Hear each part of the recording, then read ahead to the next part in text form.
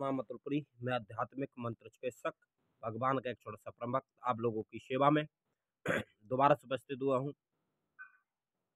मैं आप सभी के लिए एक दिन में ही 3-4 वीडियो बनाकर डाल दे रहा हूँ, जो कि आपको समय पर मिल जाएगी। जब उसका समय निर्धारित होगा, मैं डेट और टाइम डाल दूँगा, वह वीडियो उसी टाइम पर अपने आप अपलोड हो जाएगी। क्योंकि मेरे पास में कभी-कभी समय नहीं रहता कि मैं वीडियो अलग से डाल पाऊँ।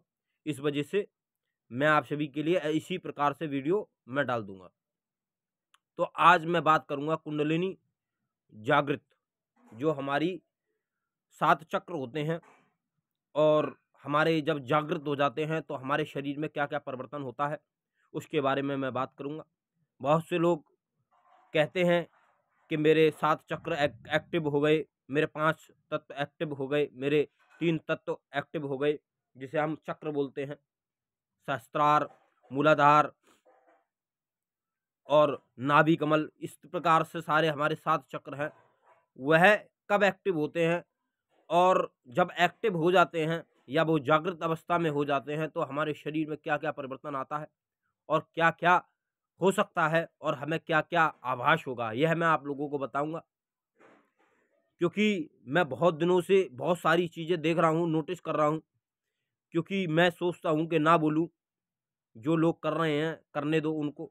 लेकिन मैं आप लोगों के ज्ञान के लिए ये सब चीज़ें मैं बता रहा हूँ, क्योंकि जो अनुभव होते हैं वह बहुत अजीब होते हैं और जिसका कोई वर्णन नहीं कर सकता, इस प्रकार के अनुभव होते हैं। जब हमारे शरीर में सातों चक्र एक्टिव हो जाते हैं तो हम परम योगी की पदवी प्राप्त करते हैं। एक महात्मा, बहुत सिद्ध महात्मा, परम योगी जिसे बोलते हैं, हम उसकी पदवी प्राप्त करते हैं और हमारे शरीर में बहुत सारी एनर्जियाँ, जिसे कहते हैं बहुत सारी शक्तियाँ प्रवेश कर जाती हैं और हम कुछ भी कर सकते हैं। कहने का अर्थ ये है कि हम कुछ भी कर सकते हैं। इस धरा पर मानव से जो ऊपर ऐसी कोई भी चीज़ नहीं है जो हम ना कर पाएँ, अगर हमारे सातों चक्र एक्टिव हो गए। अगर हमारे सातों चक्र एक्टिव हो गए तो हमें मानव, जो समाज में हम रहते हैं, ग्रस्त में रहते हैं, जो हम मानव जगत के बीच में रहते हैं, इससे हमारा मोह हट जाता है। हम फिर एकांतवास करते हैं उसके लिए और हम एकांत में ही तपस्या करते हैं और ध्यानमग्न हो जाते हैं और समाधि अवस्था में हम चले जाते हैं। जब इंसान के सातों चक्र एक्टिव हो जाते हैं तो वह एक महायोगी बन जाता है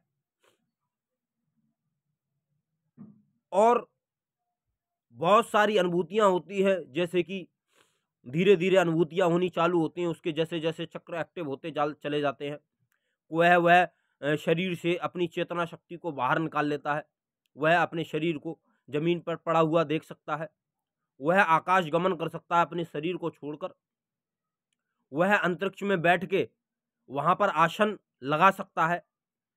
जब आपकी शुरुआत उस लेवल तक पहुँचती है, धीरे-धीरे यह अनुभूति होनी आपके साथ में चालू हो जाती है कि आप अपने यहाँ पर बैठे-बैठे कहीं पे भी संसार के किसी कोने में भी जाकर आप दर्शन कर सकते हैं, दर्शन मात्र कर सकते हैं और बहुत सारी चीज़ें अनुभूति होती हैं उसके लिए।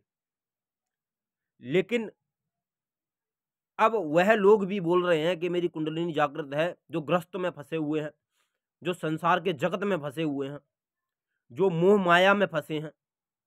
जब आपके 7 चक्र एक्टिव होते हैं तो हमें भूख, प्यास लगनी बंद हो जाती है और हम परम योगी की उपाधि प्राप्त करते हैं। और दूसरी बात यह है कि हमारे शरीर में से जो 5 तत्व जिसे हम कहते हैं कि काम, क्रोध, मद, लोभ, अहंकार, यह नष्ट हो जाते हैं और हमें सिर्फ़ भगवत प्राप्ति ही दिखाई देती है संसार में और हमें कुछ भी नज़र नहीं आता। तो मैं आप लोगों को बता दूँ कि आप 5 तत्व अपने मंत्र के द्वारा भी मिटा सकते हैं, आप लंबे समय तक जाप करें। यह मैं सिर्फ़ आपकी जानकारी और उसके लिए बता रहा हूँ कि आपके ज्ञान के चक्षु खुलें और आप लोग गलत मार्ग की तरफ ना जाएँ, आप बहकावे में ना जाएँ कि आप अलग से ये मंत्र जाप जाप करिए तो आपका यह चक्र जागृत हो जाएगा। आप अलग से यह मंत्र जाप करिए तो आपका यह चक्र जागृत हो जाएगा, ऐसा कुछ भी नहीं होता। जब हम लंबे समय तक बहुत लंबे समय तक और आसन पर रहकर बहुत समय तक हम जप करते हैं। जैसे कि हमने जैसे ड्यूटी करने जाते हैं हम सुबह से लेकर शाम तक 9 घंटे, हमने 8 घंटे जो भी ड्यूटी करी, इसी प्रकार से आप 8 घंटे, 10 घंटे, 12 घंटे, 11 घंटे, 16-16 घंटे जब आप आसन पर बिताते हैं और लगातार मंत्र का उच्चारण करते हैं और मंत्र को जपते हैं, मंत्र को भजते हैं और लंबे समय तक उस मंत्र को खींचते हैं, तब हमारे शरीर में वह मंत्र की ऊर्जा बढ़ती है। तब हमारे जो ब्रह्मरंध्र होता है वह फटता है। यह मैं आप लोगों को बता दूं, जब हमारा ब्रह्मरंध्र फटता है तब हमारे गोल आकार में ऐसे मंत्र घूमता है, तब हमारी कुंडलिनी धीरे धीरे जागृत होना चालू होती है, तब हमारा प्रोसेसर बढ़ता है। जब हमारा ब्रह्मरंध्र फटता है तो ब्रह्मरंध्र फाड़ने के लिए हमें बहुत लंबे समय तक जाप करना पड़ता है और आसन पर धैर्य रखकर और सब्र रखकर। आजकल लोग बाग मंत्रों से जागृत कर रहे हैं, महायोगी की पदवी प्राप्त करना चाह रहे हैं। भाई ऐसे नहीं होता है। संसार में ऐसी कोई भी चीज नहीं है जो सरलता से आप प्राप्त कर सकें। सरलता से तो सिर्फ आप भगवान को प्राप्त कर सकते हैं। भगवान को भजने से ही आप, जब आपके अंदर सरल भाव होगा और आप बिल्कुल सरल होंगे भगवान के प्रति, मानव के प्रति, तब आपको भगवान मिलता है। और भगवान के दर्शन करने से भी आपके चक्र जागृत होते हैं, क्योंकि आपकी सारी नाड़ियां खुल जाती हैं, आपके रोम रोम खुल जाते हैं, आपके सारे चक्र खुल जाते हैं।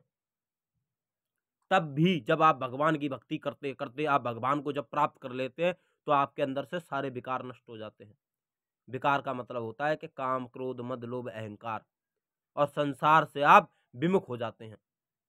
संसार से विमुख होने का मतलब है आप संसार को त्याग देते हैं। त्यागने का मतलब ये नहीं है कि मर जाते हैं, संसार को त्याग देते हैं और भगवान के चरणों में विलीन हो जाते हैं, मतलब कि खो जाते हैं। बस उन्हें सिर्फ भगवान की भक्ति के अलावा संसार में कुछ भी नजर नहीं आता। हम साधक हैं, हम अपने जीवन को आगे बढ़ा रहे हैं, हम उस मार्ग पे लेके जा रहे हैं, हम अनुभूतियां कर पाए उस भगवान की, कुछ छोटी छोटी जो चीजें हैं उसकी अनुभूति कर पाए, जो हमारी भक्ति बढ़े उसके कारण।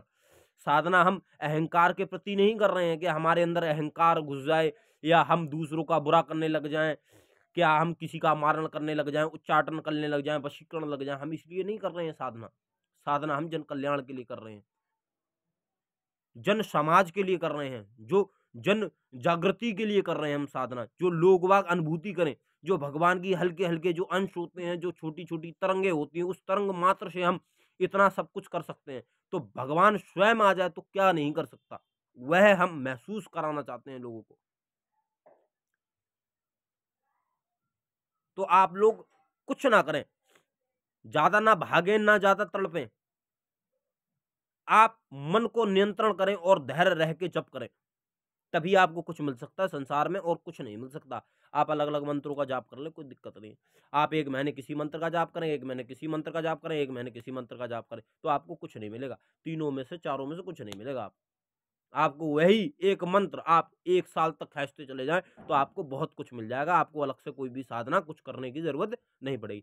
अगर भगवान को आपको देना है तो वह भगवान आपको सब कुछ दे देगा। अगर भगवान को आपको नहीं देना है, आपको यह कार्य नहीं कराना है, तो आप कितना भी प्रयास कर ले वह चीज आपको कभी नहीं मिलेगी। यह मैं आपको लिखकर दे सकता हूं। दृष्टि क्या है, दृष्टि से आप कार्य ले सकते हैं, आप देख सकते हैं,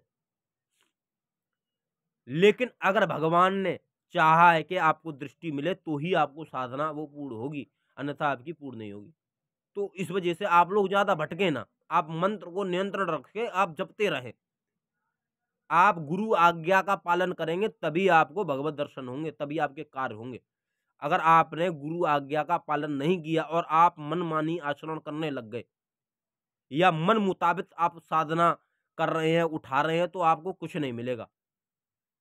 ना वह आपका गुरु का ब्लेम है, ना किसी का ब्लेम है, वह आपका ब्लेम है, क्योंकि आपकी मन में संतुष्टि नहीं है और आप अपने गुरु पर विश्वास नहीं रखते।